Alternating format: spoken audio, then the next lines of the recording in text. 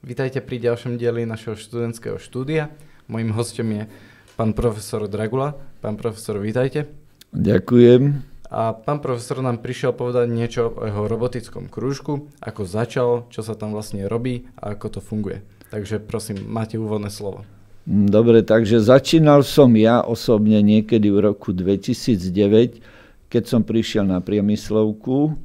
To som mal tedy 3 a potom každý rok 1-2 pribudli, niektorí odišli, lebo boli štvrtáci a tým pádom existujeme nejakých 14 rokov, keď sa to tak vezme. Ako ste sa k tomu dostali? Pracoval som vo výrobnom podniku, kde robotika už v tom čase bola povinná a nemohli sme sa jej vyhnúť. Takže keď tá firma zanikla, bol to ON Semikonduktor, výrobná časť zanikla, tak prešiel som učiť na školu. Ktorými odbornými oblastiami sa v robotickom krúžku vlastne zaoberáte? Tých je veľa, ale také najdôležitejšie spomeniem. Je to príprava, výroba a programovanie robotov s jazykom C++. Tu spolupracujeme so Žilinou, teda Univerzita Žilina. Druhá taká oblasť je príprava a výroba robotov s jazykom C#. Takisto spolupracujeme so Žilinskou univerzitou. Ďalšia časť alebo skupina je príprava robotov pre súťaž NXP Cup EMEA. To je svetová súťaž, ktorú zakladala firma NXP. Ďalšia oblasť je problematika ovládania robotov vo všeobecnosti cez programy PLC a potom taký ten zbytok je zmes rôznych súťaží, akcií, ktoré sú neplánované. Napríklad, povedal by som, poslednú akciu. Naši žiaci si získali na Slovensku ojedinelý titul Majstri snov. Pre školu v banke vyrobili ich sen. Takže tá oblasť pôsobenia je veľmi široká a vždy to, čo príde, treba riešiť, tak to riešime. Koľko žiakov asi na tom robilo? Závisí od toho, ktorá oblasť, ale permanentne tak... Presne na tom projekte. Na tom projekte, čo som spomínal, posledný, tam robili 3, 4 žiaci. 3. Koľko im to asi tak trvalo? No, trvalo to, než sme to vyriešili rok, ale už keď sme vedeli ako, tak to trvalo týždeň. Aké boli ohlasy na to? Dobre, získali sme jednu z 3 cien, ktoré boli udelené ako cieľové na Slovensku v západoslovenskom kraji. Takže sme jedna z 3 škôl v západoslovenskom kraji, ktorá ten titul získala. A koľko žiakov momentálne tento rok navštevuje váš krúžok? Po prípade, ako sa im darí? Do tých žiakov, čo študujú v rámci krúžku, prípadne sa učia to, čo v krúžku robíme, tých je tam asi 25. Ale časť z nich pracuje tým, že študuje túto oblasť a časť z nich pracuje navyše. Teraz navrhujem, aby sme sa pozreli na samotných študentov robotického krúžku.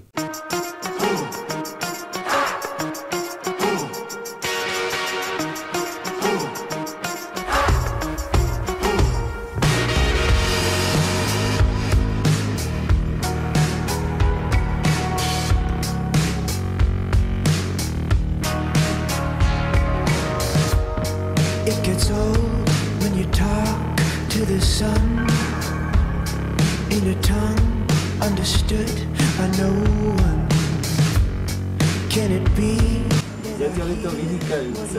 Zatiaľ vyhrávame. Is there a reason why I'm still awake? And he says, I've got you written in a black book by the railroad track. You see, I know your fate. And I said, you've got to listen. I'm a songbird with a brand new track. You underestimate. Zatiaľ sme víťazi, ako povedal vedúci družstva.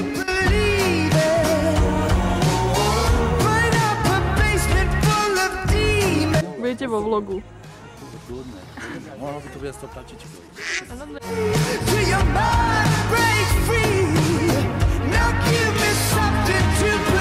Ideme rýchlým krokom k víťazstvu.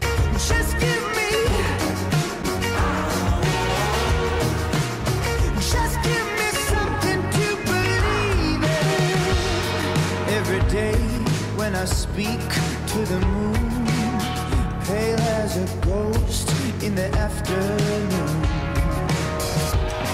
Tragedy has a hold on my mind, but I can see the light between the lines. I said, you've got to listen. I'm a songbird with a brand new track. You underestimate. I'll give you something to believe in. Burn up a basement full of demons. Vítajte naspäť v našom štúdiu. Slovo odovzdávam Marekovi Recembokovi. Zdravím. Ahoj. Programovanie C++ je náročné. Je to objektový typ jazyka a celkovo nebal si sa s ním začať už v druhom ročníku, keď si začínal? Ja programujem osobne už od základnej školy. Začínal som s jazykmi ako Python a JavaScript. Tie boli také jednoduchšie. Ale však internet je skvelý zdroj takýchto informácií, najmä technických. A samotné programovanie je iba zlomok z toho úsilia alebo času, čo to zaberá. Väčšinu času zaberie čítanie dokumentácií alebo proste surfovanie internetom, že či už tento problém niekto neriešil predo mnou. A ak áno, tak si to uľahčiť. Okrem toho jazyka C++, robíš aj C#. Všakže, čo je taktiež tiež objektov náročný jazyk. A tiež riešiš úlohy, ktoré sa bežne riešia na univerzite. Ako sa ti v tom darí? Tak C# programujeme pod vedením pána Dragu a s jedným človekom z praxe v rámci predmetu programovanie mikropočítačov. A tam sa zaoberáme napríklad, že sme obdržali taký malý hardware o veľkosti asi 2 eurovky, taký čip. A na ňom teda prevádzame tie programy. Celý predmet je vlastne rozdelený na dve skupiny. Konkrétne naša skupina, Turbo skupina, sa zaoberá takouto vyššou vrstvou toho hardvéru, čo dokáže. Napríklad zbernice zberieme dáta zo senzorov ako vzdialenosť, vlhkosť, teplota. A potom napríklad z toho malého čipu spravíme web server a cez mobil si vieš kúknuť, čo sa tam odohráva. A väčšina tej práce sa odohráva doma, že to robíme akože doma a tam si vieme vymieňať, volať si navzájom, vymieňať si informácie. A používame aj platformu GitHub, ktorá na to je špecializovaná, že vie udržiavať staré verzie kódu, keby sa niečo pokazilo a tak. To znie celkom náročne aj časovo, ale aj čo sa týka tých vedomostí. Je to zvládnutelné pre teba? Tak dá sa to. Väčšinou to je v takých obdobiach, kedy proste sa do toho pustím so všetkým úsilím. Aj teda s ostatnými spolužiakmi z Turbo skupiny si večer aj volávame, zdieľame si, čo sme si spravili. Je to na týždenných bázach väčšinou a dá sa to. Koľko času asi na tým tak strávite? Povedzme, že za týždeň. Si dáme jedno stredko za týždeň, keď teda nepočítam školu, tam nejak 2 hodiny na hovor. Môže byť. To je celkom dosť. A čo je toto?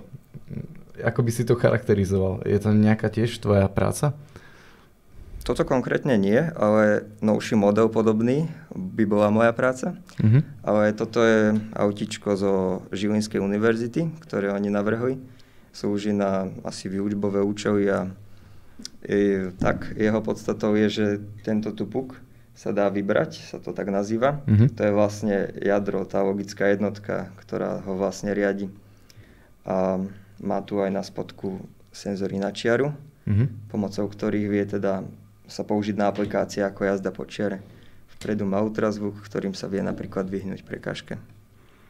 Ešte by som mal na teba takú úplne na záver otázku, a to je, že na čom teraz v oblasti programovania robotov pracuješ? Tak asi o mesiac sa blíži súťaž Istrobot v Bratislave, s ktorou tam pôjdem s týmto robotom podobným na kategóriu stopar. Ako som spomínal, jazdenie po čiare, vyhýbanie sa prekážke. Takisto ešte z kategórie C# pracujem na projekte Fotopasca, že ten 2-eurový čip s nejakou powerbankou a kamerou dokopy to bude slúžiť ako niečo také, Fotopasca. A takisto sa pripravujeme na súťaž NXP. Teraz odovzdávam slovo Marekovi Rapavému. Marek, ahoj. Ahoj. Inžinier Dragula spomínal, že pracujete na robotickom autíčku NXP Cup EMEA. Porozprávaj nám o tom trochu viac. Dobre, takže najprv, že čo to je to NXP vlastne? NXP Cup je súťaž, do ktorej sa každoročne zúčastňujeme a ide o to vlastne, že musíme naprogramovať takéto krásne autíčka. No a cieľ je taký, že musíme prejsť čo najrýchlejšie po nejakej dráhe danej. Takže, a teraz ako to robíme? Takže máme tu takúto kameru, ktorá sníma vlastne bočné čiary. No a potom vlastne ono to nasníma čiary, vypočíta to stred a podľa toho to zabáča. Či už doľava alebo doprava. Mhm. Takže čiže ďalej... ako keby naviguje to auto. Kam no ísť. Áno, dá sa povedať. Technicky. Tak. Takže ďalej tu máme potom motory, ktoré vlastne poháňajú auto. Nemusíme, ale máme tu aj servomotor, ktorý je využitý na také jemnejšie a presnejšie odbáčanie. Potom ďalej tu máme mikroprocesor a shield, do ktorého sú zapojené tie motory. Potom nejaká baterka samozrejme a to je, povedal by som, že viac menej všetko o takých technických komponentoch tohto auta. Takže to môžem spomenúť. A niečo o tej súťaži. Takže NXP je vlastne univerzitná súťaž, takže sme dosť radi, že sa tam každoročne môžeme prihlasovať a povedal by som, že máme celkom v pohode výsledky. Rozdeľuje sa to, povedzme, že aj podľa nejakých regiónov alebo podľa nejakých celosvetových kôl napríklad? Áno, presne ako hovoríš. Takže NXP Cup má dve časti, dve kola. Jedno je regionálne, do ktorého sa zapájajú vlastne rôzne krajiny zo strednej Európy a potom celosvetové kolo, ktoré väčšinou býva tiež v Európe, ale tam sa zapájajú aj týmy z iných krajín. Takže... Aj z kontinentov iných napríklad? Aj z kontinentov, z Ameriky, áno. Z Ázie? Áno. Možno aj z Afriky? Toto EMEA stojí, že znamená vlastne, že Európa, Middle East a Afrika. Takže aj z týchto kontinentov. Čiže aj z týchto viac na juhu. Áno, presne tak. Čiže pán profesor Dragula spomínal, že ste boli aj v Bukurešti. Súvisí to nejako s tou súťažou? Áno, presne tak. My sme postúpili z tohto regionálneho kola, ktoré sa konalo v Brne a postúpili sme do Bukurešti. Tam sa konalo minulý rok celosvetové kolo a boli sme radi, že sme sa tam dostali. No a nakoniec umiestnili sme sa tam dokonca na 11. mieste. To je super. Plánujete nejako aj inovovať tieto technológie, aby ste sa po prípade tie ďalšie roky umiestnili alebo po prípade aspoň zabojovali o tie vyššie priečky? Áno, takže ďalšia vec, ktorú by sme sa mohli pridať, je snímanie prekážky, lebo keď prejdeme jedno kolo, tak oni nám na trať položia prekážku, pred ktorou musíme zastať. A to teraz ešte nemáme vyriešené, ale ak by sme chceli napredovať, tak toto je tá cesta, ktorú musíme absolvovať. Áno. Čiže povedzme, že keď do budúcnosti budete niečo zlepšovať, tak toto bude ten hlavný cieľ. Toto je hlavný cieľ. A potom prípadne ešte niečo možno. Áno, ešte aj nejaké malé tuningy, väčšinou softverové a upravujeme ten algoritmus, aby to rýchlejšie spracovávalo tie údaje a vlastne lepšie zabáčalo a všetky takéto malé detaily, ktoré vo výsledku hrajú dosť veľkú úlohu. Ešte na záver by som povedal, že vám obom prajem veľa úspechov do budúcna, či už na nejakých súťažiach alebo aj kľudne po škole. A teraz pozývame do štúdia naspäť pána profesora Dragulu.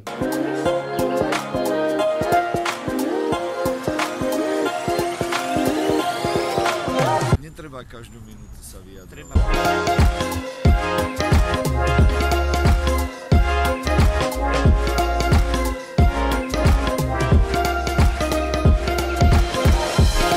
úspešne sme došli a všetko je pred nami. Teraz sme si teda predstavili prácu našich študentov a nakoniec by som sa spýtal ešte pána profesora Dragulu, že v súčasnosti sa veľmi hovorí o umelej inteligencii. Ako ju vnímate vy, po prípade, či sa dá využiť aj v robotike?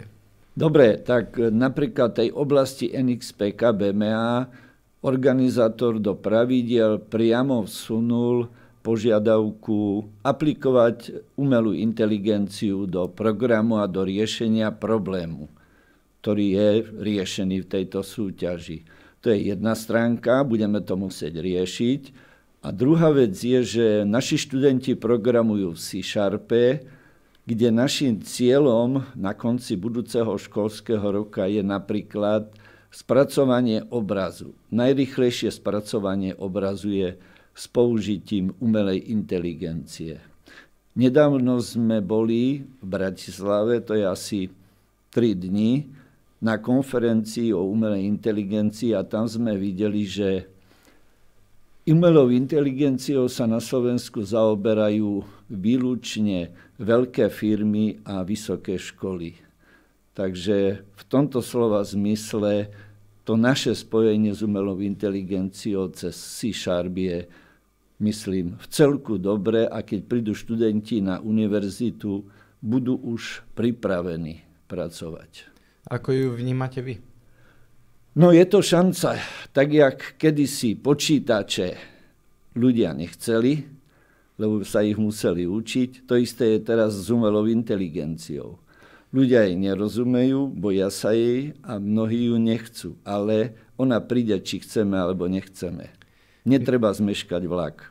Myslíte si, že ten strach je odôvodnený? Pretože konec koncov máme aj na svete takých ľudí, ako je napríklad Elon Musk, ktorý v mnohých rozhovoroch povedal, že umelá inteligencia je o mnoho nebezpečnejšia než jadrové zbrane. Čo si o tom výroku myslíte vy? V tomto zmysle je to pravda, lebo umelá inteligencia dokáže technicky, nie mentálne, ale technicky viac ako bežní ľudia a preto bežných ľudí môže, povedal by som, prekvapiť. A ďalšia vec je ešte, že tá umelá inteligencia sa dá použiť na dobrú vec, ale zároveň aj na zlú vec, tak ako každá zbraň. Takisto sa umelá inteligencia plánuje používať aj vo vojenstve. Myslíte si, že to bude mať prínos, alebo naopak, že to bude viesť k niečomu horšiemu? Otázka je, že prínos k čomu? Každá vojna priniesla technické vylepšenie prostriedkov, ale zároveň zväčšila množstvo ľudí, ktoré dokázala tá technika zabiť. Takže každá minca má dve strany, tú dobrú aj tú zlú. Otázka je, jak to ľudia dokážu uregulovať.